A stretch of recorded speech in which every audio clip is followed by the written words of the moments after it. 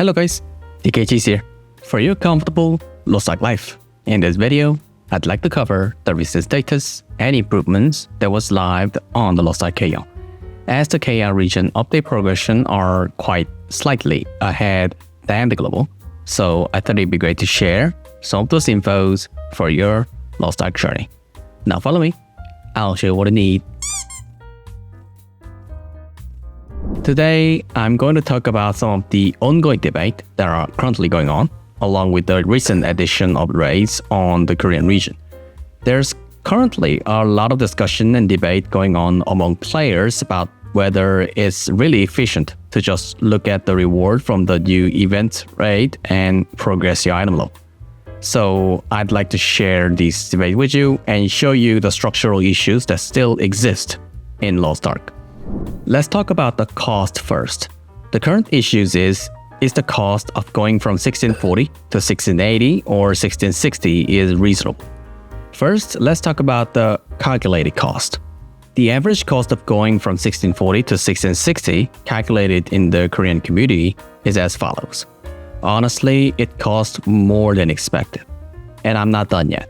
If you want to enjoy the 1660 contents with decent speed or with a decent party, you need to have some decent relic accessories, and if possible, you need to have 4 tier 4 level 7 gems, which will cost you about 400,000 to 440,000 gold. So there any noticeable reward or other new contents unlocked in 1660? In a bigger perspective, no.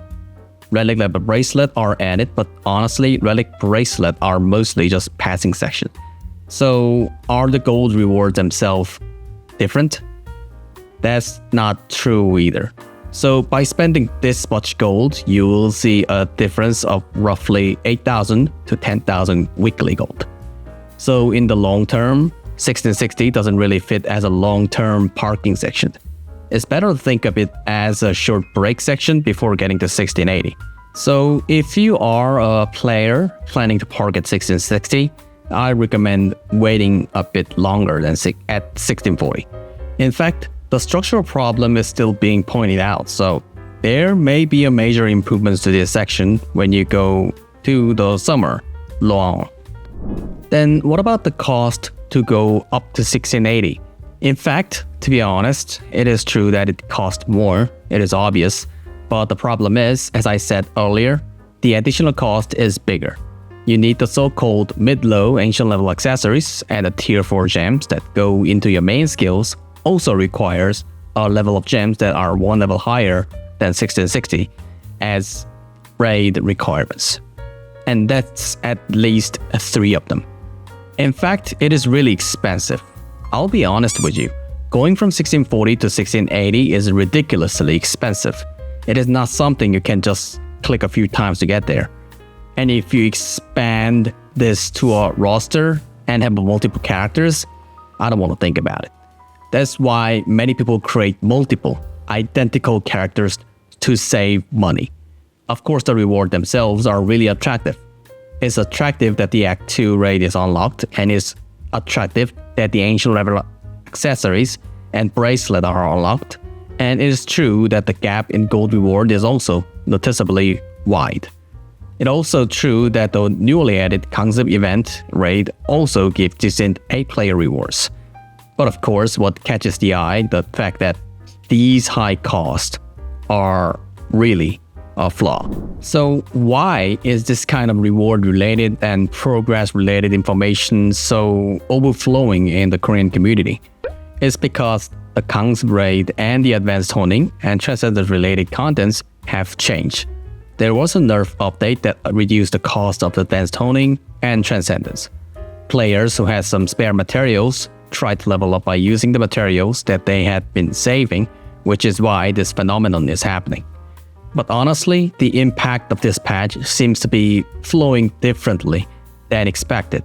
In particular, contrary to the developer's intention of reducing the difficulties of the contents by reducing the materials and gold requirements, it has actually accelerated the increase in the price of materials such as lipstone, and in fact, a situation has arisen where the cost of materials has increased as much as the amount of materials and gold has been reduced. So there are various opinions being expressed both in the community and in-game. But honestly, it seems like the general opinion is that there are still structural problems.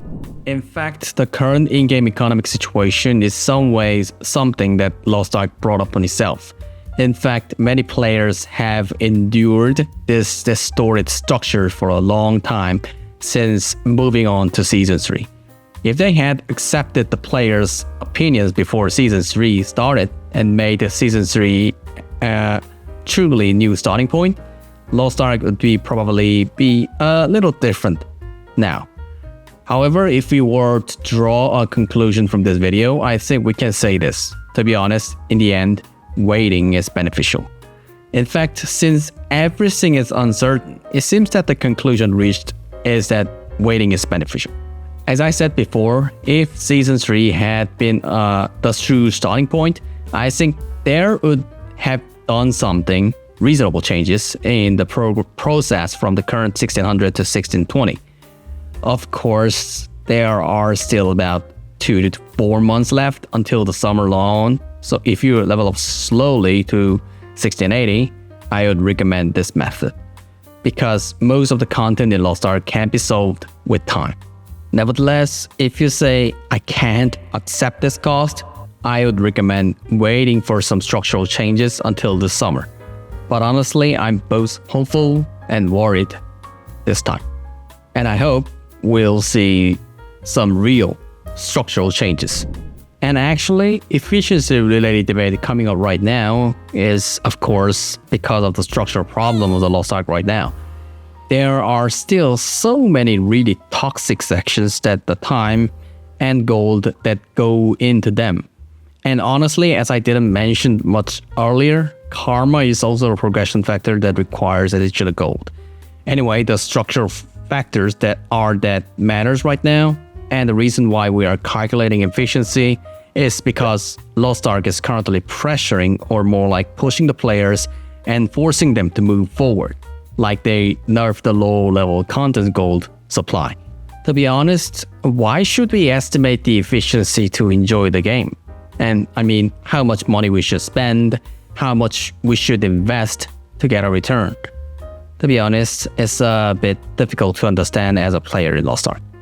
Of course, as I said before, there may bring some improvements in long summer, or before that, but there are still many parts of the game structure that are designed to pass the responsibility to the players. And I hope these structural matters solved fast in the future. That's it for this video. Thanks for watching, everyone. And always, thanks for your big support. Hope this video was a little help for your LostArk journey. And of course, if you like my videos, hit the sub for more upcoming infos. I'll come back with more useful infos in the next video.